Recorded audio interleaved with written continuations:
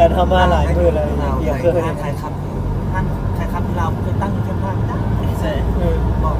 ขายคำที่เราเป็นตั้งอยู่ตลาดอยู่ห้างอยู่ไทยบุมีได้ห้างขายคำน่ะ ห้างขายทอง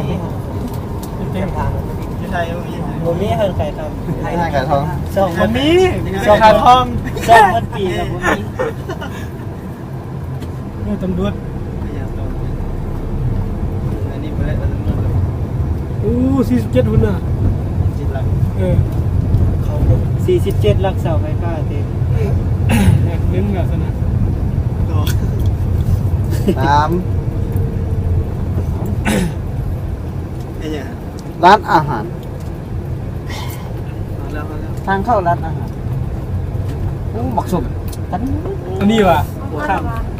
ดอก ร้านจอดรถเรือเตาไม้ ใส่ตะงอยมีเศษ ตั้งปุ๋ยรถเตาไม้จะพุ่งเตา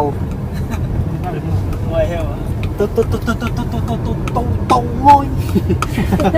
ไปวันละเต้นเองนะเต้น ไก่ย่าง สาวต้องเงินหลอกใครไอ้ต้องเงินหลอกใครไอ้ต้องเงินหลอกใครไอ้ต้องไงเตาไง ลอยเต้า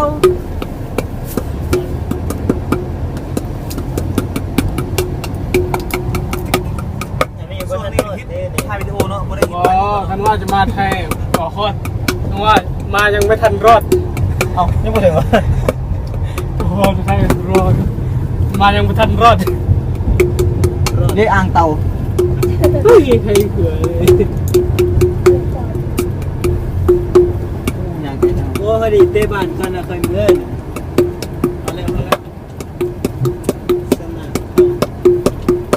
คนเตะข้ามทางเข้าไป อะไรล่ะวัด เก่งเนี่ยเตะบอลเลย เตะข้าม นะเห็นแล้ว เอาไหม ก็ยังพูดจังเลยเจ้าหัวนะเมื่อกี้ว่าบอกดีๆมาจับกล้องวิดีโอขึ้นมามิดจิลี่เลยกันเลย จมเรื่องเมียคือเก่าหั่นนะ ไอ้จมเทิดทูเสิร์ฟบูซาบันบันเห็นแล้วเดี๋ยวนี้เขามาฮอดเตาง่อยแล้วเนาะนี่กำลังลงรถเนาะกำลังเดินทางไปเตาง่อยเนาะเตาง่อยตัวนี้อ่ะ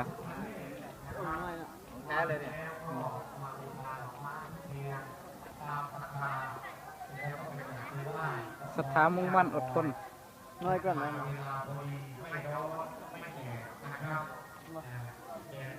ตัวนี้เป็นเต่าง่อยแล้วเต่าง่อยที่มีชื่อเสียงเต่าง่อย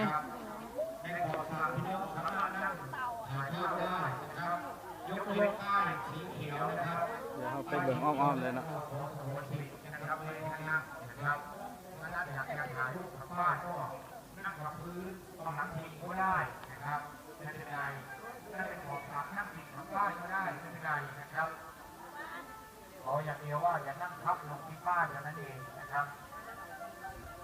เป็นเต่าง่อยเนาะอ๋อโตเลยเนาะสถานที่เต่าง่อยเนาะ บริษัทปี99นะครับบริษัทโกลบอลเฮิร์บนะครับเชิญครับหากันสะกอนเนาะพี่น้องเนาะมาพบกันหลายคนสะกอนโอ้ยรู้สึกหิวเข่าเนาะ แสดงว่าไปหลายหม่องเนาะพี่น้อง ตัวใหญ่เติบเนาะเต่าง่อยเนาะ มันจะใช้แนวนี้ขับผาแดนมาแล้วบอกครับโอ้ขับผาแดนมีต้องทางหรือจะหน่อยเด้อ เดี๋ยวเราจะมาถามคนที่มาเนาะรู้สึกเป็นจะได้เนาะยิ้มเว้นให้ดูนะรู้สึกเป็นจะได้เนาะเป็นไร ชื่อใบ เดี๋ยวไม่เห็นเต่าง่อยหรือเป็นยังไง สุดยอด สุดยอดอันนี้ลูกสาวแฮปปี้เนาะมาสัมภาษณ์มาเลยเนาะเป็นยังไงเนาะเห็นเต่าง่อยเหรองามอ่ะ นับ มาอีกเยอะผู้ใดยังมา เป็นยังไงเนาะเสียบตาป่ะเนาะรู้สึกกันเดี๋ยวมาสอบถามทานโจอินเนาะเป็นยังไงเนาะได้เห็นมาเห็นเต่าง่อยแล้วเนาะ รู้สึกตื่นเต้นปลาปลื้มใจดีใจ ใจอะไร จิตใจร้ายร้ายได้สุดเลยจักเปอร์เซ็นต์ 99.9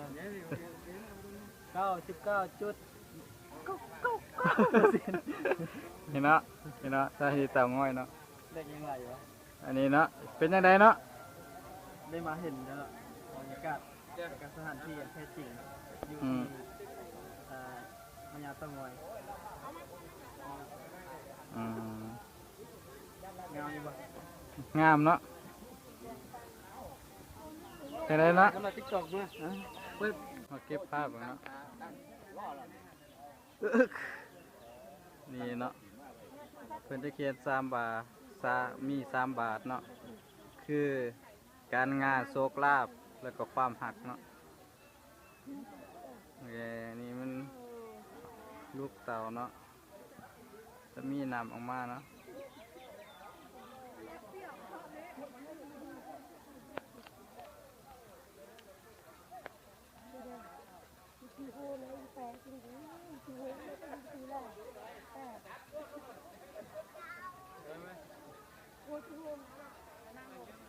จะมีเต่าอ้อมน้องเลยเนาะเป็นบริวารเนาะ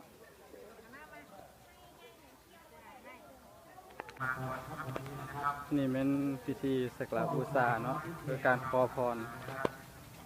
จากพญาเต่างอยเนาะ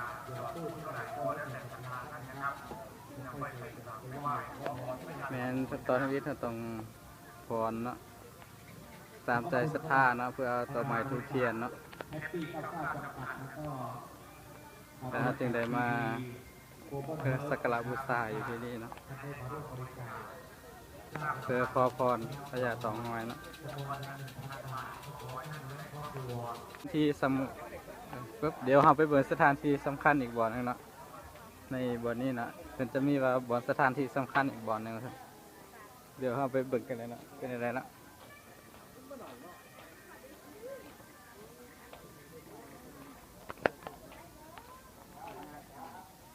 เนาะตัวนี้เนาะ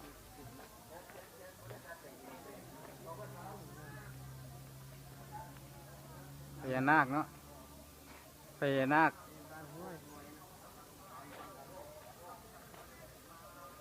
สวยงามเนาะตัวนี้เนาะเพิ่น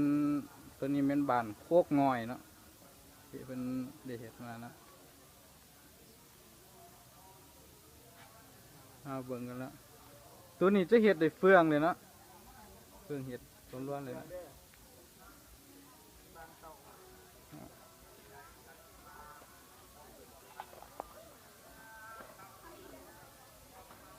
ตัวนี้จะเป็นของบ้านเต่างอยเนาะ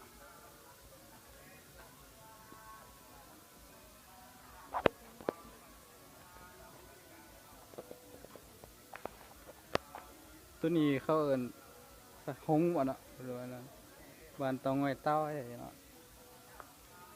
ตัวใหญ่เติมเนาะตัวนี้เนาะ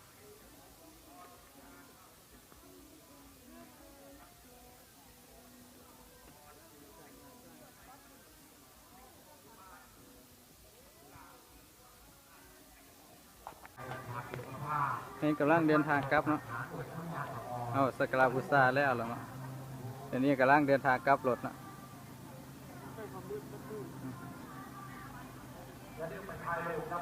มีผู้กองเพิ่นมันยืนถ่าแล้วเนาะ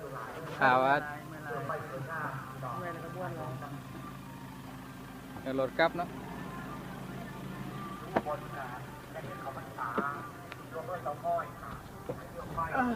แล้วมันเปลี่ยนวันนังเนาะ